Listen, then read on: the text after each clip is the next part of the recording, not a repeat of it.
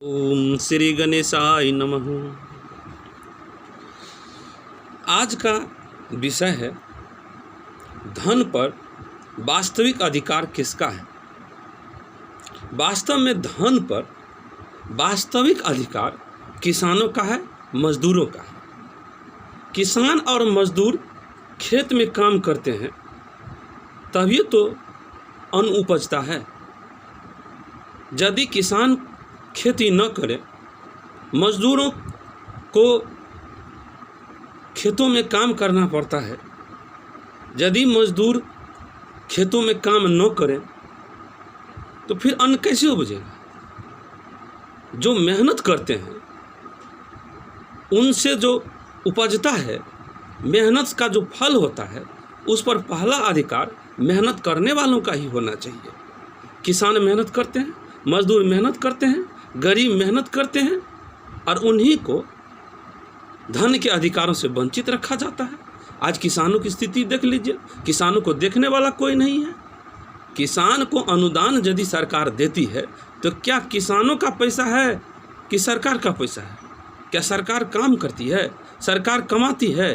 किसानों का ही पैसा है और किसान को अनुदान देती है। कहिए, यदि कोई कार्य करता है, स्वयं कमाता है और दूसरे को देता है, तब वह यह समझा जाए कि अनुदान दे रहा है। और यदि पैसा किसानों का ही है, धन किसानों का ही है, मजदूरों का ही है, तो फिर आप उसको अनुदान किस चीज़ का देते हैं? मजदूर और किसान तो टैक्स के रूप में आपको पैसा इसलिए जमा करते हैं कि आपके उनके पैसा का सदुपयोग करें। आप मजदूरों और किसानों के द्वारा जो टैक्स के द्वारा दिया गया पैसा है, सरकारी खजाने में जो जमा किया गया पैसा है, उसका सदुपयोग करें। आप फैक्ट्री खोलें, आप किसानों को रोजगार दें, किसानों के बच्चों को रोजगार दें, किसानों को बच्चों को पढ़ने में सुविधा दें। आज देखिए सरकारी स्कूलों का हाल क्या है। किसानों के बच्चे सरकारी स्कूल में ही तो पढ़ने के लिए जाते हैं और किसानों के बच्चों को पढ़ने के लिए जो सरकारी स्कूल है उसी का हाल खराब कर दिया है। देख लीजिए कैसे कैसे शिक्षकों की बहाली कर दी गई है।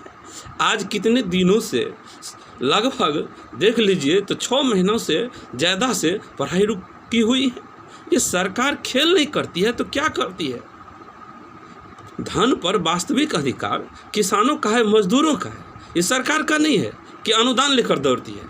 हमें अनुदान नहीं, हमें चाहिए रोजगार। हमारे पैसों का सदुपयोग करें। हम तो कहते हैं किसानों और मजदूरों को, गरीबों को कि लड़िए।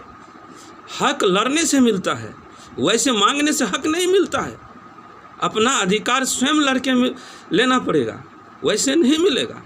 एक तरफ देख लीजिए, एक तरफ हमारे देश में विवेकानंद जैसे महान गुरु, महान संत, महान सन्यासी थे जो अपने देशवासियों को भूखे देखकर रो पड़ते थे। जब वे अमेरिका गए थे और एक दंपति ने उनसे आग्रह किया था मेहमानबाजी करने के लिए, और वे रुक गए उनके यहाँ।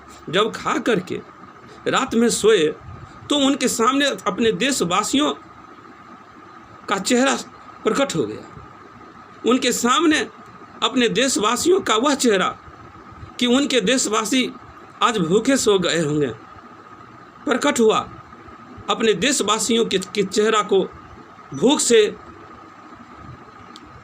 आतप्त चेहरा को देखकर वे रोने लगे। जब दंपति ने पूछा कि आप क्यों रोते हैं, तो विवेकानंद जी बोले, क्या करूं, रहा नहीं गया अपने देशवासियों के इस भूखे चेहरा को देखकर। मेरे मानस पटल पर बार बार यह उभर जाता है।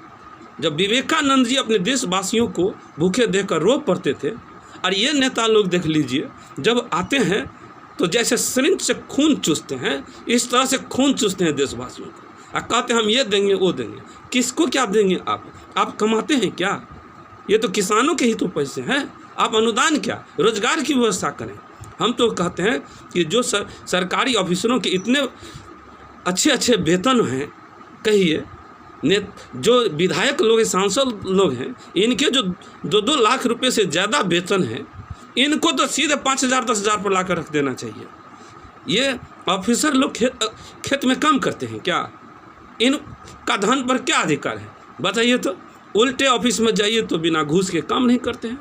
इन ऑफिसरों को तो खेतों में भी काम करवाना चाहिए और इनका वेतन घटा देना चाहिए। क्या मेहनत पड़ता है इन लोगों को। वास्तव में धन पर अधिकार किसानों का है, मजदूरों का है, गरीबों का है। और हम कहेंगे किसानों और मजदूरों से कि आप लोग लड़िए, अपने अधिकार के लिए लड़िए, लड़कर ही अधिकार मिलता है, वैसे कोई नहीं देता है। जय श्री राम।